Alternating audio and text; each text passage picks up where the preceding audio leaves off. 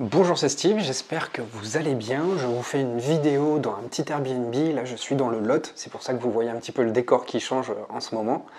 Alors aujourd'hui, j'avais envie de faire une vidéo suite à un coaching que j'ai eu. C'est un coaching que j'ai fait par téléphone avec un client que j'ai depuis un petit moment.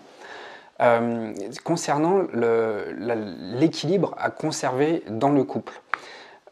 Vous êtes certainement dans un couple, vous avez certainement des enjeux, des choses à régler. À chaque fois, la vie en couple, c'est pas un long fleuve tranquille. Vous devez vous rendre compte que régulièrement, il y a un équilibre à trouver à chaque fois. Et la meilleure chose que vous puissiez faire lorsque vous êtes dans un couple, c'est avant tout de respecter vos valeurs à vous. Et ce qui peut le plus souvent faire qu'un couple entre guillemets dégénère dans le temps, c'est de s'oublier soi-même à l'intérieur du couple au nom du statu quo. Parce qu'on est tous capables, on a tous cette propension à laisser aller le statu quo dans un couple, même quand ça ne va pas, parce qu'on veut à tout prix que le couple fonctionne dans le temps. Et ça, je le comprends. On a tous envie que notre couple fonctionne lorsqu'on est avec quelqu'un, même si on vit des difficultés, même si les choses ne sont pas tout à fait parfaites, et elles ne seront jamais parfaites de toute façon, on est toujours amené à être dans ce dilemme. Ce dilemme est le suivant. Est-ce que je me fais passer moi avant, ou est-ce que je me mets de côté au profit du couple? Donc, là, on est dans le statu quo. Pourquoi? Parce que vous êtes capable en fait de garder une situation qui peut être bancale, qui peut être complètement déséquilibrée, mais garder cette union, en fait, garder cette union, mais ça va être au détriment de vous-même. Et c'était très intelligent ce que m'a dit mon client, d'ailleurs que je salue, je pense qu'il me regarde. Ce qui est vraiment intelligent de faire ici et qui est loin d'être facile, c'est de se préserver soi, c'est de préserver le jeu. Dans un couple, il y a trois entités, il y a vous, il y a la personne, et puis il y a l'entité du couple. Il y a le je, le tu et le nous. Et donc ce qui peut vraiment poser problème, c'est d'oublier le je. Et c'est l'erreur que j'ai faite très souvent, c'est l'erreur que beaucoup de personnes font. En fait, c'est un apprentissage de la vie, c'est un apprentissage personnel. C'est de faire respecter sa propre intégrité avant tout. Ça peut être qualifié d'égoïste, parce que vous-même, vous allez pouvoir vous censurer, vous auto-juger de personnes égoïstes en vous privilégiant d'abord. Votre partenaire aussi peut vous qualifier d'égoïste, mais finalement, ce qui va vraiment déboucher sur des conséquences saines pour vous, c'est de faire valoir vos droits, votre équilibre, votre intégrité et vos valeurs. Et même si vous passez par des phases de turbulence, même si ça doit coûter une séparation, peut-être une séparation temporaire, ça ne peut que apporter du bon par la suite dans la mesure où votre décision va probablement pouvoir faire bosser votre partenaire sur lui-même ou sur elle-même. Si on prend un exemple d'une personne qui, dans le couple, votre partenaire, fait que vous ne vous sentiez pas toujours respecté. Peut-être que pendant plusieurs semaines, plusieurs mois, vous allez prendre sur vous, parce que le couple est quand même quelque chose d'important, même si votre couple bat de l'aile, vous y trouvez forcément votre compte, sinon vous ne resteriez pas avec cette personne.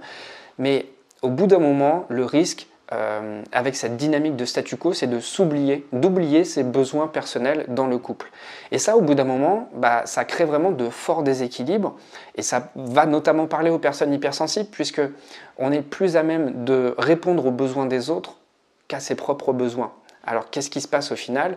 Eh bien, cet oubli de soi va se cristalliser, ça va s'amplifier, et ça va être de plus en plus dur de se reconnecter à ses propres besoins. Et c'est comme ça, quelque part, qu'on devient une éponge émotionnelle, c'est-à-dire que ce qui va primer, ça va être les besoins de l'autre, et puis soi-même, on va s'oublier et on va avoir du mal progressivement à reconnaître, à mettre le doigt sur nos propres besoins, sur comment retrouver cette phase d'équilibre. Et ça, c'est pas pour rien que très souvent, lorsqu'on vit une crise de couple, on a l'impression de ne plus se reconnaître. On a l'impression de ne plus savoir vraiment qui nous sommes, et on ne sait même plus ce qu'on veut. Et jusqu'au moment où le couple c'est comme un élastique, en fait il y en a un qui tire d'un côté, l'autre qui tire de l'autre, au bout d'un moment ça craque, l'élastique il claque et on se retrouve tout seul ensuite. On se retrouve tout seul parce que cette dynamique de couple ne pouvait plus continuer plus longtemps et les conséquences en fait elles vont être collatérales. D'une part, parce que votre partenaire, ça ne va pas lui plaire et ça va complètement déstabiliser votre partenaire. Et vous-même, vous n'allez plus savoir ce qui va être bon, ce qui va être sain pour vous, ce qui va être favorable pour votre équilibre. Donc encore une fois, la meilleure des choses, et ça, je ne cesse de l'expliquer à chaque fois que je fais un coaching, et puis moi-même dans mes propres situations de vie, ce qui va vraiment, vraiment, vraiment vous aider, ce n'est pas une solution miracle, mais c'est le dialogue.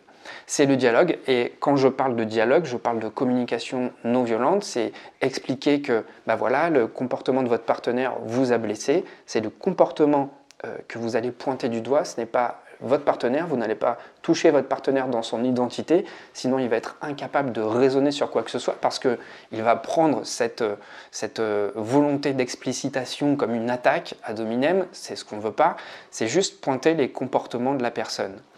Et lorsque vous arrivez à cette phase de dialogue, à arriver à communiquer de manière non violente, alors je ne dis pas que c'est une solution miracle, parce que ça ne dépend pas que de vous, ça dépend de la personne elle-même, sa capacité à se remettre en question. Lorsque vous arrivez à ça, vous allez en tout cas arriver sur un terrain de communication assertive. C'est-à-dire que vous allez exprimer vos besoins sans violence et être le plus précis possible pour faire valoir vos besoins dans le couple. Encore une fois, ce n'est pas une solution magique, mais c'est le mieux que vous puissiez faire, parce que la relation ne dépend pas que de vous. Alors, j'entends que ça peut faire naître un sentiment peut-être de colère ou d'impuissance, peut-être vous sentir impuissant par rapport à la situation, parce que la situation ne vous convient pas et que vous faites de votre mieux pour que ça marche, et c'est ça qui peut être déroutant. Et oui, frustrant, parce qu'on aimerait que les choses avancent, mais parfois, on le sait, l'amour ne suffit pas toujours dans une relation pour que ça fonctionne correctement.